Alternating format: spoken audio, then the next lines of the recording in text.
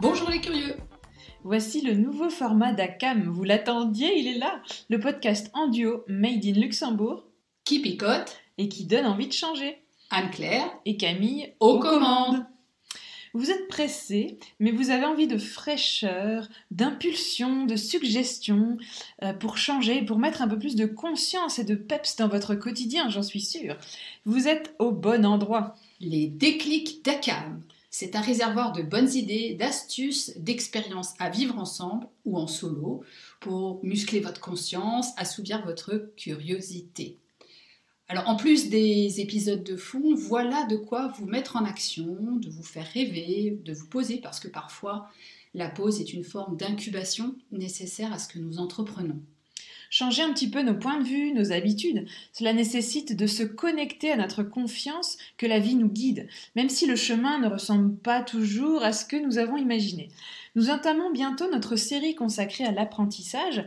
Alors, nous avons glané en fait quelques livres, quelques chansons, quelques podcasts pour un petit peu vous mettre l'eau à la bouche.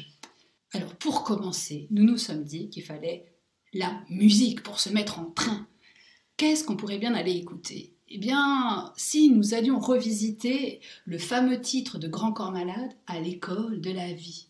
J'y suis entré tout petit sans le savoir, comme tout le monde. Derrière ces murs, j'ai grandi et j'ai observé chaque seconde. Tout un programme.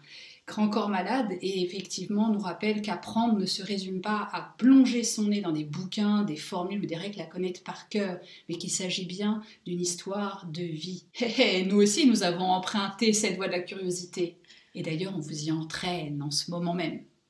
Sachez que Grand Corps Malade a également abordé ce thème du collège de banlieue et des difficultés avec son co-réalisateur Mehdi Idir dans leur film La vie scolaire, qui lui est sorti en 2019, qui raconte une année au cœur d'une école dans laquelle Samia débarque depuis l'Ardèche, à Saint-Denis, donc un collège un peu difficile, et puis elle va y découvrir tous les problèmes récurrents de discipline, la réalité sociale qui pèse sur le quartier, mais aussi, et ça c'est intéressant, l'incroyable vitalité, l'humour des élèves et de toutes les équipes de surveillants.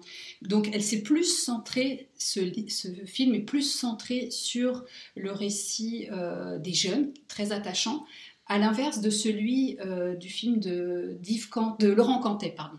Laurent Cantet, bien sûr, oui. Qui lui, c'est plus une préoccupation sociétale. Donc c'est un film de 2008 qui a été primé à Cannes. Il a reçu la Palme d'Or. Donc c'est Entre les murs de Laurent Cantet. Et donc là, c'est l'histoire de François Martin, qui est un jeune professeur de français d'une classe de 4e dans un collège réputé difficile du 20e arrondissement de Paris. Et il va devoir affronter ses élèves. Donc il a un petit peu toutes sortes d'élèves et il va essayer en fait de sortir du cadre académique et de pousser ces adolescents en fait jusque dans leurs limites. Il va essayer de les motiver, quitte à prendre parfois des risques. Donc c'est vraiment un film très très intéressant, très impactant. Et donc dans ce film Entre les murs, il y a vraiment une difficulté du être ensemble, difficulté à se comprendre, refuser la résignation sans provoquer vraiment la violence ni l'exclusion. Donc c'est vraiment un film de contraste et c'est vraiment très très riche. Alors un petit peu dans la même veine, on pourrait évidemment penser au Cercle des poètes disparus, le fameux qui date de 1989 et qui met en scène aux États-Unis de 1959 un jeune garçon timide qui arrive dans l'une des prestigieuses académies de Welton, dans l'état du Vermont, bon, qui n'existe pas, mais qui est réputé pour être une des plus fermées, des plus austères institutions du pays. Et puis là, il va y rencontrer le personnage incarné par Robin Williams, ce fameux professeur de littérature anglaise qui a des pratiques pédagogiques plutôt originales et qui justement, lui aussi, est dans ce refus du conformisme et qui essaye de mettre en œuvre avant tout l'épanouissement de la personnalité par la vie, avec la poésie et puis l'art aussi. On y revient, de profiter de l'instant présent, ce dont on vous parle souvent dans nos podcasts, et le goût de la liberté. Et dont on vous parlera encore. Évidemment. Alors plus récemment, dans un style très différent, on a un film iranien qui s'appelle Les Enfants du Soleil de Majid, si je prononce bien, qui est sorti fin 2021, donc un film tout récent. Et donc c'est l'histoire de Ali, un petit enfant de 12 ans, un petit garçon à Téhéran, qui, avec ses amis, ils sont embauchés par un criminel dangereux pour trouver un trésor enfoui, caché à proximité d'une école. Et donc, pour y accéder, les enfants vont devoir s'inscrire à l'école, et grâce à l'éducation, ils commencent à découvrir un trésor vraiment tout autre, celui présent en eux. Et en réalité, le véritable héros de ce joli récit demeure l'établissement scolaire, avec son directeur, ses adjoints de direction, qui incarnent un petit peu des militants magnifiques, en fait, en faveur de la transmission des savoirs académiques et de l'éducation. Finalement, si on prend l'ensemble de ces films-là, on se rend compte que ce qui compte, c'est la façon dont les choses sont transmises, et c'est ce qui va animer nos prochains podcasts. Mais qu'est-ce que tu as d'autre dans ta petite besace, Camille? Là, je te vois sortir des choses passionnantes. Alors, j'ai trouvé un chouette livre de 2012 de Yves Grevet. C'est un livre pour les enfants, donc ça s'appelle L'école est finie. Et en fait, c'est l'histoire de Albert, un petit garçon qui vit en 2028. Donc, c'est une projection. Il n'y a plus de maîtres, il y a plutôt des démonstrateurs pédagogiques qui, en guise de dictée, en fait, les élèves sont employés de la classe. Ils copient des textes, des dépliants publicitaires, et ça, c'est la dictée, en fait. Et les enfants de riches, eux, fréquentent des établissements payants, et les enfants de pauvres se contentent des écoles d'entreprise. Donc, en fait, les parents pauvres sont un peu contraints de signer un espèce de contrat scandaleux qui lie les enfants à l'entreprise un peu pour leur vie, qui vont les éduquer du CP jusqu'à leurs 15 ans. Donc, c'est un livre vraiment très fort qui est rempli d'images, d'idées assez effrayantes. Alors, c'est utopiste, bien sûr, mais ça laisse à réfléchir. Oui, ça fait un petit peu peur dans le monde dans lequel on est déjà. Alors, pour les plus grands et les bilingues, nous avons The Agility of Mind de Sophie Le Dorner, qui sera d'ailleurs notre invitée dans un prochain épisode. Alors voilà un petit teaser, comme on dit justement dans la langue de Woody Allen et de Shakespeare, et puis tant d'autres évidemment. Sophie est une praticienne internationale de la façon d'apprendre. Elle est formatrice, animatrice, elle est conférencière, et tout son travail est basé sur le cerveau. Alors, elle aime dire qu'elle est un croisement entre Alice au Pays des Merveilles et le lapin énergétique de Duracell. Je confirme, c'est bien ça à quoi elle ressemble. Alors, ce qu'elle aime faire, c'est faciliter l'apprentissage, créer des expériences, apporter de la connexion entre les idées et puis ce que les gens apportent.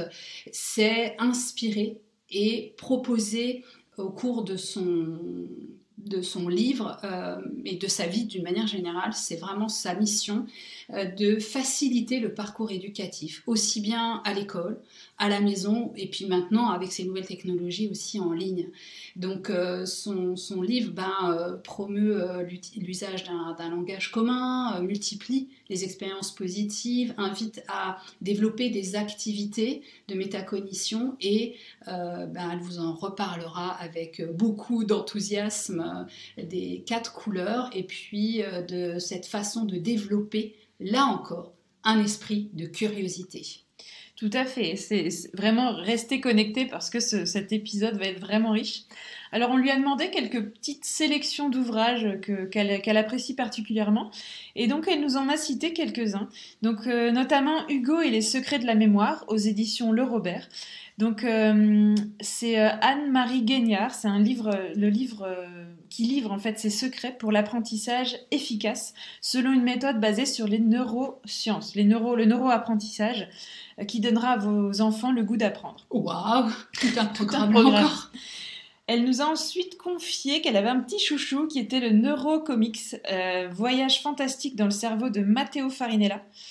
En fait, c'est l'histoire, c'est vraiment axés sur le cerveau. Donc c'est par exemple, on se questionne sur comment est composé le cerveau, comment la mémoire fonctionne, qu'est-ce qu'un neurone. Voilà, c'est tous ces aspects en fait qui sont mentionnés dans ce livre. Voilà, donc c'est très intéressant, très riche, et on en apprend vraiment énormément.